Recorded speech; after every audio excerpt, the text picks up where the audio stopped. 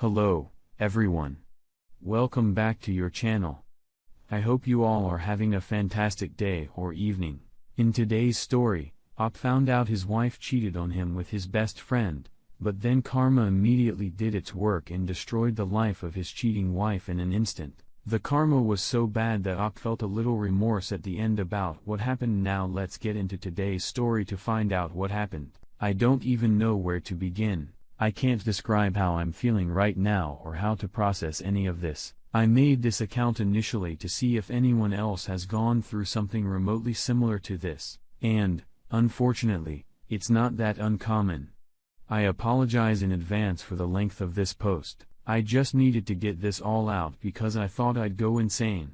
I met my wife, we'll call her Sue, in college.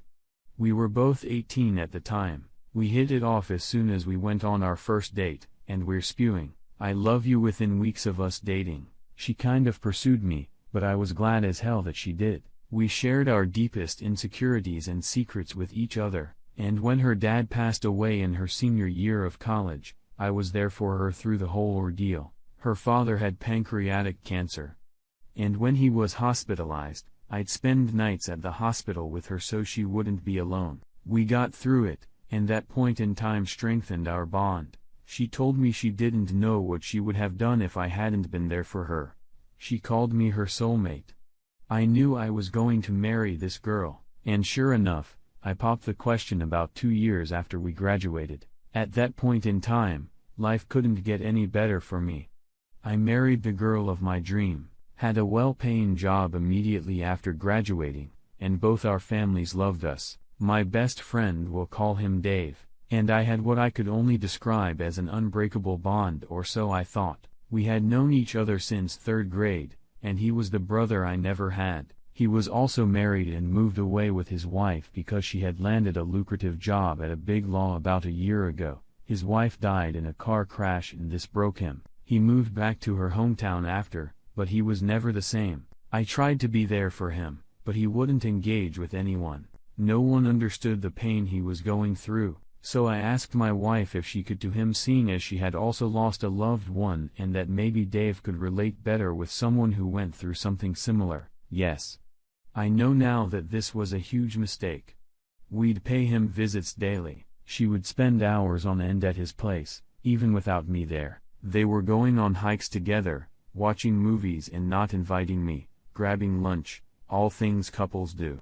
Now, obviously, this was far more interaction than I had intended for them to have, and it did make me uncomfortable, but Dave was doing much better from it. It's important to say that Dave and Sue never liked each other before all this happened. This is because Sue always thought he was a douche before he married his wife.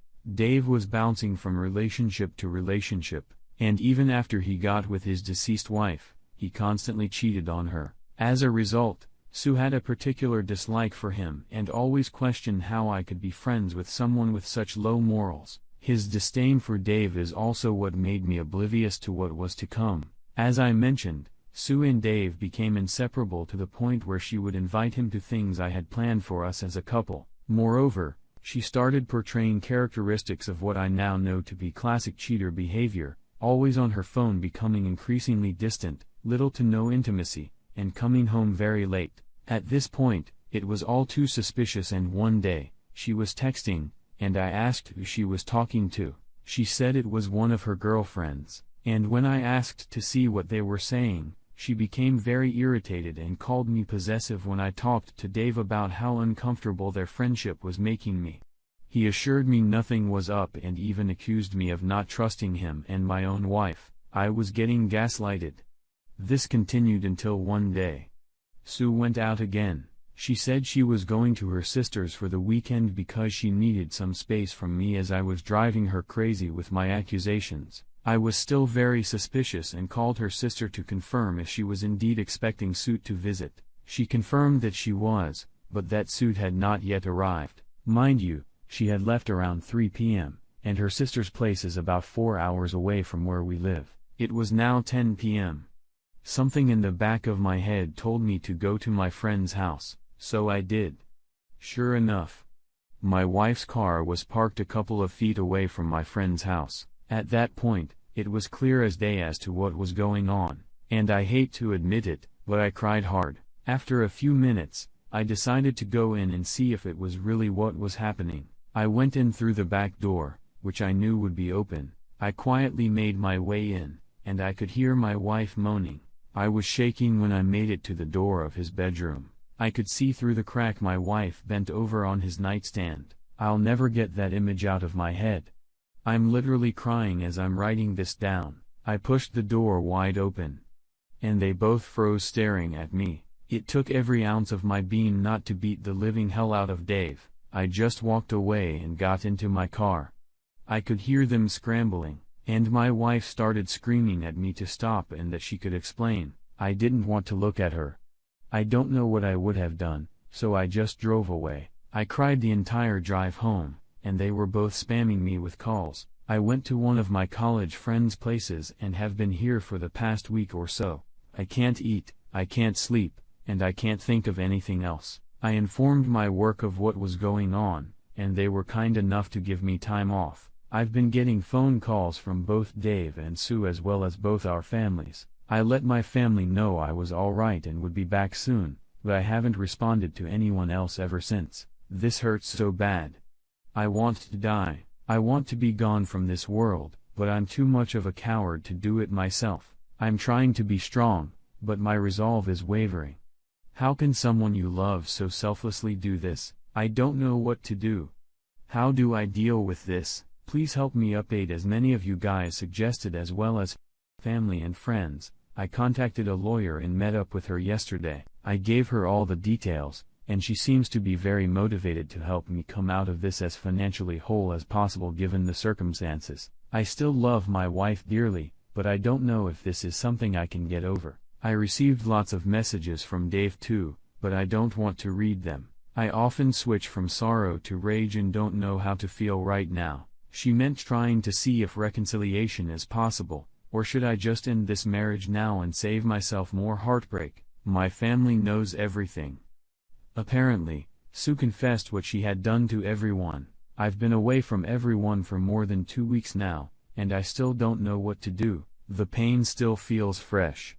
Every time I close my eyes, I can see nothing else but Sue and Dave together, and the pain doesn't seem to be lessening. I know most of you are saying to just divorce, and I would say the same thing too, but things aren't that black and white when you are the one in this situation given all this new info. I'd appreciate any advice, particularly from people who have been here, betrayed spouses, and waywards. How did you manage to move past? Is it even possible right now? I'm almost certainly going to move on with the divorce, but I just need reassurance. I'm making the right decision. I've read all your comments and felt I needed to add this. I was told by her as well as by family and friends that she has been living with her sister for the past few weeks. In one of her emails, she explained that she has only spoken to Dave once since I found out and went full, no contact with him. Her mother called me and apologized for her daughter's behavior via text. I didn't pick up her calls. She said Sue is in individual counseling at the moment. In another one of her emails, she said she was never going to leave me for Dave. She has feelings for him, but she doesn't love him. Dave is supposedly leaving soon, but is apparently holding it off until he speaks to me face to face. There's a lot of other stuff I haven't addressed, and I'm probably leaving out some details, but some of my family and friends are saying I should just talk to her and move on from there. That's where I'm at now.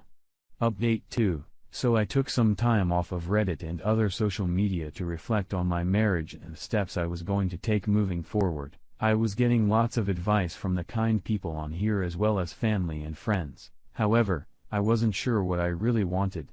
A lot has happened since then, so this might be a novel. Bear with me. When I looked back on the marriage, most of it was filled with little else but happy memories, which is why I was trying so hard to find a reason to stay. However, when I started thinking about her cheating, how she and Dave gaslighted me and made me question my sanity, the only thing I felt was rage. The deeper I looked, the angrier I got. I will never forget how angry Sue would get when I questioned her on where she'd been when she came home late, or the disgusted look Dave gave me when I asked him, man to man, if there was anything going on between him and my wife. The cheating was bad enough, And even worse was that it was with my best friend. But the gaslighting, I will never get over it. Fair enough, I was played like the fool I was, but it takes a special kind of person who lies so effortlessly and so well. I don't know how they were able to flip the switch like that. I remember one night when she came home late about 2 days before I found out. She was telling me how much she loved me and how horny she was when she was driving home thinking about me. Now I am almost certain she had come home from Dave's because she wasn't wearing any pant. She in sex with both of us back to back. This whole situation made me feel like a wimp. How could I have let them walk all over me like that? I feel so emasculated. The more I reflected, the more I got the urge to head over to Dave's, but I couldn't. There is no justice for me, not with our justice system. They get to torment me and assault me mentally, but if I retaliate, I'm the one who gets put in jail for who knows how long. I spoke with my lawyer about this, and she urged me not to do anything stupid. Not only would I go to jail, but I would jeopardize my chances in the divorce proceedings. She suggested I see a therapist, but I don't want to. I don't see the need. I was still getting spammed with emails from Sue, and they were just making me angrier. She was still viewing the same nonsense as before and how miserable her life would be without me. She even had the nerve to send me Bible verses on forgiveness. If I mattered that much, why do it? I started going to work again because I wanted to be busy. Being distracted has really helped me cope better, and I don't drink as much as I was at the beginning. One day, while at work, I received a letter from Sue. I wanted to just throw it away, but decided to read it. In it, she talked about her individual counsel and how it helped her discover some underlying issue she was having with herself, the biggest of all being her low self-esteem. She explained that the repentancy and our attractiveness made her very self-aware and that deep down, she wanted to feel desired by someone other than me. According to her sister has always been much prettier than her and this contributed to her low self-esteem. She said that even though she knew I was attracted to her and that I made her feel beautiful, she wanted that validation from someone else. She apologized again and said it wasn't an excuse, but that she was simply looking for a way to make sure it never happened again if should I decide to give her another chance. She then proceeded to ask if we could try marriage counseling to work things out. I still didn't respond to anything she or her family sent me at that point, so I just ignored it anyway. I started the divorce proceedings. And the first order of business was splitting our finances. Unfortunately, I couldn't untangle myself from her without her consent. We each have separate accounts as well as a joint savings account. Unfortunately, I can't take what I'm entitled to from it without her. Even though I make significantly more than she doesn't have contributed the most of the money in that account. I'll probably have to split it with her 50/50. So I just proceeded with filing the divorce papers. She was served a few weeks ago and then the show started. The very day she was served, she showed up at my apartment with the divorce petition in her hands. I don't know how she found out where I was. We just stared at each other for what felt like forever, and all the pain from that night came back. All the emotions I felt returned with renewed vigor. I almost teared up again, but I didn't. She looked like she had been crying, and she rushed toward me and tried to give me a hug. I gently pushed her away. And this somehow made her hysterical.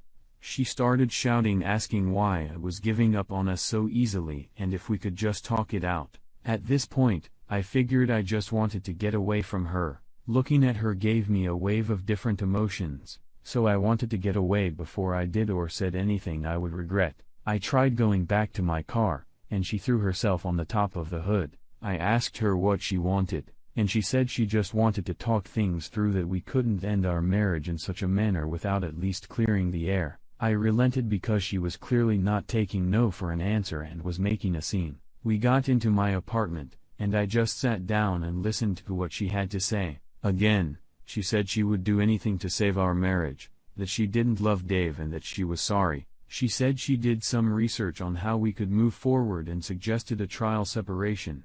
In this separation, she said I could date whoever I wanted, but that I should hold off on the divorce, and at the very least give her the chance to mend her friendship, and then our relationship is husband and wife. She suggested a lot of other crazy stuff like a one-sided open marriage in my favor. She tried showing me stories of other couples who have survived infidelity and even suggested that we should just move to a different state, even a different country, just the two of us. That part kind of hurt me because we had spoken about moving and starting our family not too long before all this happened. When she was done, we just sat there in silence again, just staring at each other. Then I asked her why she went with him, and then came back only after I caught her. She started sobbing really hard when I asked these questions. She said she felt really guilty even during the acts, but she didn't know how to stop. That she was so deep in the affair that she didn't think of the consequences and what she was going to lose. She said that the counseling made her realize that she probably would cheated on me at some point, if not with Dave, then with someone else. This was supposedly due to the same underlying issues that she was unaware of. I asked her if she loved Dave, and she promised me she didn't love him, that they haven't spoken since I left, and that she doesn't even know where he is now, that she loved only me and would do anything to make up for what she had done to us. I asked her if she had ever cheated on me before all of this, and she swore on her dead father that this was the first and last time. I asked her who else knew about her and Day. She hesitated and said only her sister, but that she only knew about it a few days before I found out, and that she implored her to end it and come clean to me. You guys who suggested that the sister knew were spot on. I also asked her why she was begging, why she didn't just leave to be with Day. I asked her if she was only doing this because she felt like it was the right thing to do and not because she actually wanted to be with me. She answered saying that she was doing it because she loved me and because she knew she made some horrible choices. We talked for a long time, a lot of crying on her end, but not for me. I had cried enough when I first found out and didn't have any more tears to shed over this. Then I asked her if there was anything else she wanted to tell me, if there was anything else she was keeping secret. She started sobbing again and asked me not to get angry. I got really nervous when she said that. She started crying for a bit before I urged her to just say it because she was making me uneasy. Then it came out. She said she found out she was pregnant not long after I had left and that she got an abortion because she wasn't sure who the father was. She said she thought if it turned out to be Dave's, there would be no room for reconciliation and she felt she had to do it. I couldn't believe what I was hearing. I was in shock, and she started begging even more not to let this be the end of our relationship. I just went numb. I asked her to leave, and she begged me to stay, that we still needed to talk. All this begging was simply infuriating, coupled with the news I had just heard. I asked her how far along she was when she found out she was pregnant, and she said a few weeks. Then it hit me. Wait, you said in an email that you only started having sex with Dave about a week before I found out. Was that a lie? She nodded. She explained that she only said that because she didn't want to hurt me with the details and was trying to minimize it. She confessed that it was physical for less than a month. He tried to console me, but I pushed her away. I asked her to leave and never come back. She tried saying something, but I just started yelling at her to leave. She asked if we could talk again once I had processed everything, and I refused. I told her I had found a job in another state and would be moving as soon as the divorce was underway. In our state, there is a 2-month cool-off period after you file. I had already planned on doing this and was just finalizing everything before I resigned from my current job. I had already given my boss notice at that point. When she heard this, it was more of the same crying and pleading as before. I told her to leave or I would call the police. She reluctantly left, and I just lay on the floor wondering where I went wrong. How did my marriage get to this point in such a short period of time? I just couldn't understand it. I was somewhat sure of the divorce before, but after she and I spoke, I was now more sure of my decision than ever before. I ignored all efforts on Susan to contact me again. However, a few days ago, I received a phone call from my mom that Sue was in the hospital. Apparently, she was hospitalized for a drug overdose. This all felt like a nightmare. I still don't know how to process all of this. Why was all of this happening? I visited Sue in the hospital, and she seemed to be okay, but she was checked into a psych ward. That's where things are at now. I still have no idea why she would do this, and the time I visited her, she was asleep. It hurts because I still love her, and right now, I'm just happy she's okay. I haven't been thinking of the divorce given what's going on right now. How do I even proceed? There are probably a lot of important details I'm leaving out, but adding them will just make this unbearably long. I just need suggestions on what I should do next. Update 3. I was hoping my last update would be my last post relating to this matter. But here I am again. It's been about 8 months since my life turned into a disaster, and, unfortunately, for me, things just keep getting worse. I'm not going to go into detail, but I hope I can give enough to get some constructive feedback from you all here. You've been far more helpful than you know. The last time I posted, Sue was in a pretty bad mental state, and fortunately, she got better after some therapy. I felt really bad for her, but I knew a lot of people have made it through this kind of stuff. However, I know myself, and if I stayed, I'd only be doing myself and her more harm than good. I'll never get over it, and will probably harbor some resentment even a couple of years from now. We agreed to divorce, but she wanted us to remain in contact even if it was just minimal. The divorce process was pretty smooth, and we got divorced about a month ago. I moved to the West Coast to start anew, and things were finally starting to look good for me. But then I got a phone call about Sue again, from her sister, and long story short, Sue suffered from a stroke. She is almost completely immobile on the left side of her body and can barely speak. I can't even put into words how devastating that was to hear, let alone how crushed I felt. When I went to visit her, she looked nothing like the person I knew, and she'd always cry when she saw me. One of the worst parts about all this is I can't help but feel like it's my fault this happened to her. People tell me it isn't, but I feel like it is. Even though her closest family says it's not my fault, I can sense some hostility from them whenever I speak to them. Her aunt cussed me out in front of everyone when she saw me. And they were all silent. They just asked me to leave it alone and get on with my life. As much as I wish I could just move on, it still hurts knowing how all this turned out. I haven't spoken to Susan. She got the stroke, and her family won't let me see her because apparently I cause stress. I don't even know the full details because I don't have the right to know. Now I just can't seem to catch a break. Oh, do not, for one moment, blame yourself for any of this. She broke your heart with her cheating along with the trash that was supposed to be your friend. The facts of this: her sister called you specifically to tell you of your ex's condition, not out of care, but out of spite. She and the rest of her family wanted you to feel guilty for something you didn't do, to feel vindicated and retake control over you, using her as their vessel. Don't feed their issues, my friend. I know that despite everything, you still have some care for her, but you can't keep doing this to yourself. You need to let her go. Release that part that still feels obligated to her. She has a family for a reason. Let them pick up the pieces. While I do have pity for her, it's you that is still numb and is trying to heal and move on. Focus on you, work on you, heal for you, and live for you. Don't ever let anyone make you feel bad for moving on and living your life. Thanks for listening to today's story. If you enjoyed the story, please feel free to comment below with your thoughts. If there is a story you would like to share with me, please do not hesitate to contact me.